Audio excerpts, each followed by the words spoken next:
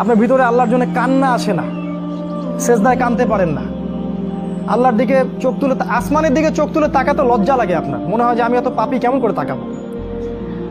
আপনি বুঝতে পারছেন আমার আমলনামা পাপে ভর্তি হয়ে যাচ্ছে। আপনার ভিতরের যে ইন্টারনাল যে হার্টটা ছিল এটা করাপ্টেড হয়ে গেছে, এবং তারা এটাই চেয়েছিল যে আপনার ভিতরের নূর যেন নষ্ট হয়ে যায়। আল্লাহ পাক কোরআনে বলেছেন, কদ আফলাহা মান যাক্কাহা, তারাই সফল যারা ভিতর থেকে পরিশুদ্ধ হয়েছে। ওয়া কদ খাবা মান দাসাহা, সে ব্যক্তি ধ্বংস হয়ে গেছে যার অন্তরটা ধ্বংস হয়ে গেছে। আর এই প্রতিটা বিষয় দিয়ে তারা আপনার রূহটাকে নষ্ট করে দিয়েছে। দাজ্জালের অনুসারীরা আপনার রূহটাকে, আত্মাটাকে নষ্ট করে দিয়েছে। খেয়াল করে দেখবেন আপনার চোখ দিয়ে পানি আসে না, একটা অন্যায় পাশে দেখলে আপনার গায়ের রক্ত গরম হয়ে যায় না। উম্মার মানুষদেরকে যখন অন্যায়ভাবে হত্যা করা হচ্ছে আপনার ভিতরে কোনো ফিলিংস জাগে না। আপনি খেয়াল করে দেখবেন যে আপনি ঘন্টার পর ঘন্টা পর্নোগ্রাফি দেখছেন, জিনা দেখছেন, 3x দেখছেন, কিন্তু আপনার ভিতরে কোনো ফিলিংস কাজ করে না, মানে কোনো অনুশোচনা কাজ করে না, কারণ আপনার ভিতরটা নষ্ট করে দিয়েছে তারা। আল্লাহ রসুল বলেছেন, যখন মানুষ একটা পাপ করে কলবে একটা দাগ পড়ে, আরেকটা পাপ করে আরেকটা দাগ পড়ে, আরেকটা পাপ করে আরেকটা দাগ পড়ে। যদি তওবা করে দাগ উঠে যায়, তওবা না করলে দাগ পড়তেই থাকে পড়তেই থাকে, এক পর্যায়ে এই কলবটা দুর্গন্ধযুক্ত কলব হয়ে যায়।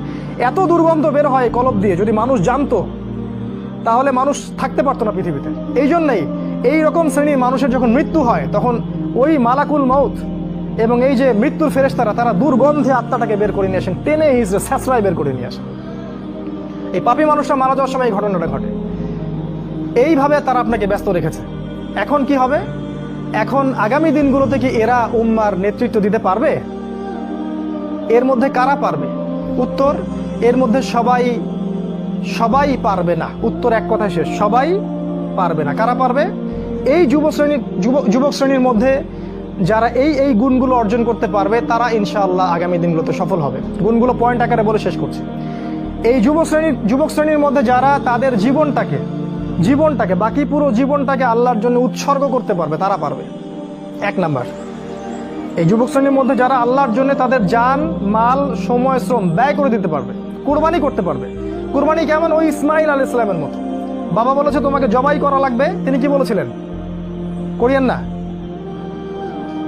তিনি বলেছিলেন আপনাকে আল্লাহ যে আদেশ করেছেন সেটাই করেন, আমাকে ধৈর্যশীল পাবেন ইনশাআল্লাহ। এরকম ছেলে পাবেন এখন? তো এরকম নিজের জান, মাল, সময়, শ্রমকে আল্লাহর পথে উৎসর্গ করে দেওয়ার মানসিকতা আগে তৈরি করতে হবে। এটা এক নাম্বার। দুই নাম্বার, জ্ঞান অর্জন করতে হবে। এই যুবক শ্রেণীর মধ্যে যারা জ্ঞান অর্জন করবে, কোরআন সুন্নাহর পাশাপাশি সমসাময়িক অর্থনীতি, রাজনীতি, বিশ্ব সবকিছু সম্পর্কে জ্ঞান থাকতে হবে। তারপরে আপনি আল্লাহর পথে কিছু করতে পারবেন, তার আগে নয়। আপনি সিলেক্ট করবেন যে আপনি এই উম্মার আবর্জনা হতে চান না উম্মার মুজাহিদ হতে চান, এটা আপনি সিলেক্ট করবেন। আপনি কি চান যে আপনার জীবনটার বিনিময়ে আল্লাহ আপনাকে অনন্তকালের জান্নাত দান করুক, অথবা আপনার এই কাজগুলোতে কেউ বাধা দিবে না, এই পাপ কাজে কেউ বাধা দিবে না, শেষমেশ আপনি জাহান্নামে চলে যাবেন? আপনি কি এটা চান? আমরা কি এটা চাই? তো ইলম অর্জন করতে হবে, ইলম ছাড়া আপনি কাজ করতে আগাতে পারবেন না। তিন নাম্বার, এলেম অনুযায়ী আমল করতে হবে। যা এলম অর্জন করবেন সে অনুযায়ী আমল করতে হবে। শুধু এলম অর্জন করলেই হয় না, ওই অনুযায়ী কাজ করতে হয়। সলাতের পাবন্দি করতে হবে। সলাতের অবস্থা দেখে যা মনে হলো যে এই এলাকার যুবকরা মসজিদে কতজন আসে আল্লাহ ভালো জানে। ফজরের নামাজে যারা আসে তারাই প্রকৃত মুসল্লি। 5 ওয়াক্ত সলাত জামাতের সাথে আদায় করতে হবে। আখলাক চরিত্র হবে রাসূল সাল্লাল্লাহু আলাইহি ওয়াসাল্লামের মতো। সাহসী, ভীরুতা, কাপুরুষতা যেন আপনাদেরকে পেয়ে না বসে।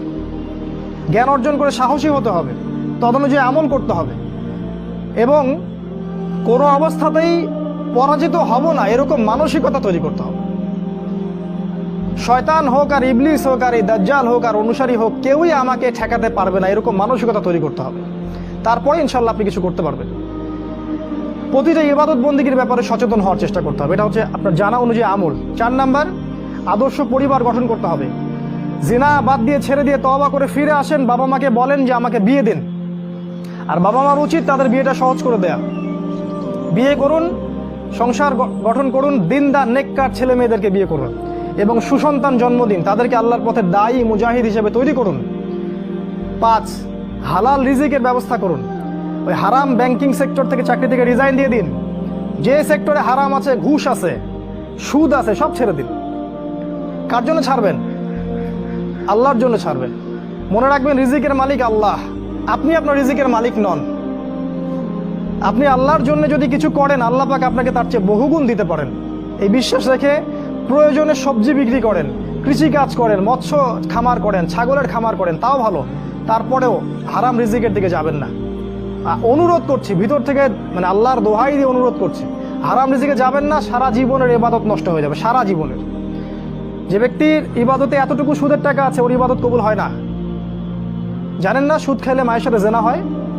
এটা জানেন না যে সুদ খাইলে 36টা মেয়েকে ধর্ষণ করা হয়, আল্লাহ এবং তার রাসূলের সাথে যুদ্ধ করা হয় সুদ খাইলে? দিব্যি খাচ্ছি, প্রতিটা গ্রামে এখন সুদী এনজিও, সয়লাভ সমিতি আর এনজিও, সমিতি আর এনজিও। হালাল রিজিকের অন্বেষণ করুন, এটা হচ্ছে 5।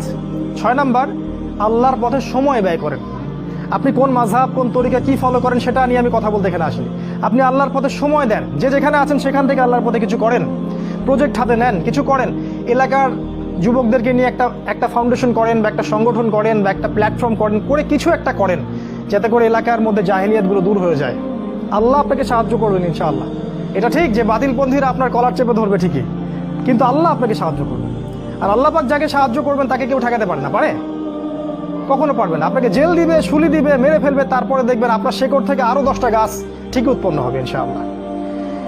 অতএব দিনের জন্য সময় দিন, উম্মাহকে ঐক্যবদ্ধ করার চেষ্টা করুন। আরেকটা নসিহা করব, দলাদলির মধ্যে যাবেন না, ইখতিলাফি ফিরকা দলাদলির মধ্যে যাবেন না। তুই অমুক আর তুই তমুক আর তুই এই তুই সেই, এগুলোর মধ্যে যাবেন না। সবাইকে নিজের ভাই ভাবতে শেখেন।